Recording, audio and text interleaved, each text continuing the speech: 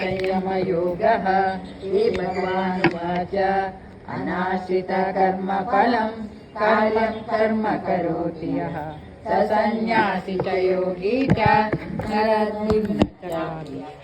यं सन्न्यासमिति प्राहुः योगं तं विद्धि पाण्डव। न सन्न्यस्य सङ्कल्पो योगी भवति कश्चन। आरुह्य मुने योगं कर्म कारणमुच्यते। योगारूढस्य तस्यैव शम कारणमुच्यते। यदा हीनेन्द्रियार्थेषु न कर्मस्वनुषज्यते सर्वसङ्कल्पसन्न्यासी योगारूढस्तदोच्यते।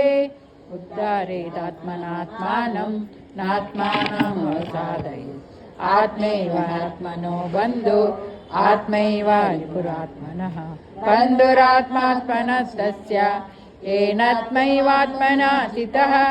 अनात्मानस्तु शत्रुत्वे वर्तेतात्मैव शत्रुवत्। यदि आत्मनः प्रशान्तस्य परमात्मा समाहितः। शीतोष्णसुखदुःखेषु तथा मानापमानयोः। ज्ञानविज्ञानतृप्तात्मा कूटस्थो विजितेन्द्रियः। युक्त इत्युच्यते योगी समलोष्टाश्मकाञ्चनः। सुरन्मित्यादुदासीना मध्यस्थद्वेषबन्धुषु। साधुष्वपि च पापेषु समबुद्धिर्विशिष्यते। योगी युञ्जीत सततम् आत्मानं चरसि स्थितः। एकाकी यतचित्तात्मा निराशीरपरिग्रह। शुचौ देशे प्रतिष्ठाप्य स्थिरमासनमात्मनः। नात्युचितं नातिनीचं शैलाजिनकुशोदरः। तत्रैकाग्रं मनः कृत्वा यतचित्तेन्द्रियक्रिया। उपविश्यासने युञ्ज्यात् योगमात्मविशुद्धये। समं कायशिरोग्रीवं धारयन्नचलं स्थिरः। सम्प्रेक्ष्य नासिकाग्रं स्वं दिशश्चानवलोकयन्। प्रशान्तात्मा विगतभिः ब्रह्मचारिव्रते स्थितः। मनः संयम्यमच्युतो युक्त आसीत् मत्परः। युञ्जन्नेवं तदात्मानं योगी नियतमानसः। शान्तिं निर्माणपरमां मत्स्यं तामधिगच्छति।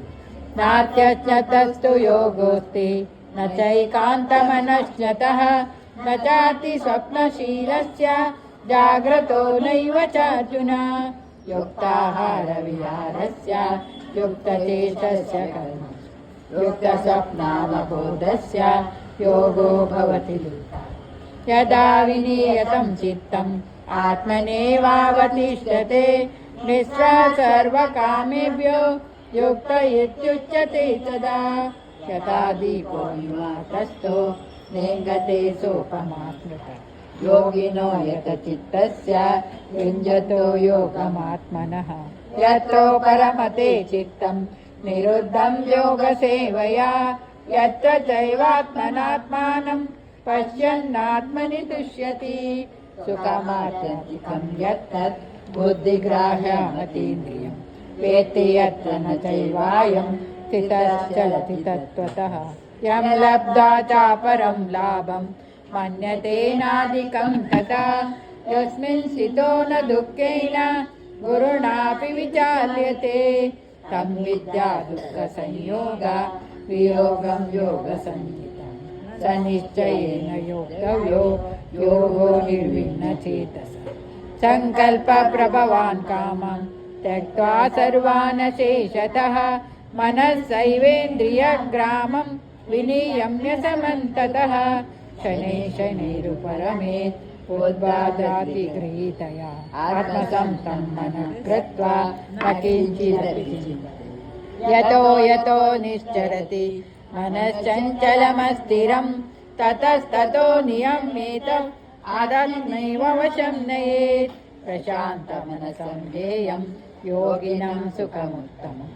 उपैति शान्तरजसं ब्रह्मभूतमकल्मषम्। युञ्जनेवं सदात्मानं योगी विगतकल्मषः।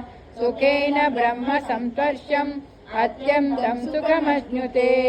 सर्वभूतस्थमात्मानं सर्वभूतानि चात्मनि ईक्षते योगयुक्तात्मा सर्वत्र समदर्शनः यो मां पश्यति सर्वत्र सर्वं च मयि पश्यति तस्याहं न प्रणश्यामि स च मे न प्रणश्यति सर्वभूतस्थितं यो मां भजत्येकत्वमास्थितः सर्वथा वर्तमानोऽपि स योगी मयि वर्तते आत्मौपम्येन सर्वत्र समं पश्यति योऽर्जुन सुखं वा यदि वा दुःखं स योगी परमो मतः अर्जुन उवाच योऽयं योगस्वया प्रोक्तः साम्येन मधुसूदन एतस्यां न पश्यामि चञ्चलत्वा स्थितिं स्थिरम् चञ्चलं हि मनस्तृष्णा प्रमाति बलवदृढं तस्याहं निग्रहं मन्ये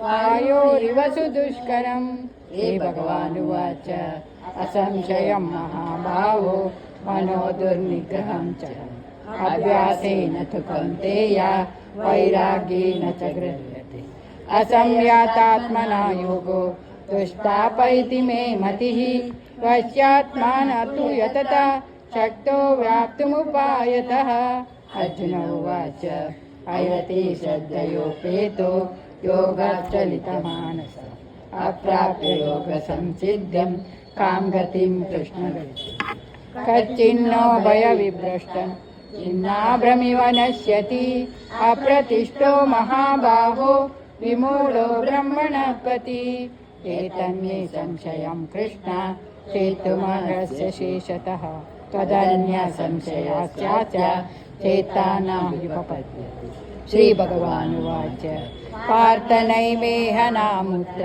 विनाशस्तस्य विद्यते न हि कल्याणकृत्कचित् दुर्गतिं तात गच्छति प्राप्य पुण्यकृतं लोकान् प्रसृष्टा शाश्वती समा शुचीनां श्रीमतां गेहे योगभ्रष्टो विजायते अथवा योगिनामेव कुले भवति धीमताम् एतद्धि दुर्लभतरं लोके जन्म यदीदृशं तत्र तं बुद्धिसंयोगं लभते पौर्वदेहिकं यतते च ततो भूयः संसिद्धौ कुरु नन्दन पूर्वाभ्यासेन तेनैव क्रियते ह्यवशोऽपि स जिज्ञासुरपि योगस्य शब्दब्रह्माति वर्तते प्रयत्नाद्यतमानस्तु योगी संशुद्ध किल्बिषः अनेकजन्म संसिद्ध ततो याति परां गतिम् तपस्विभ्योऽधिको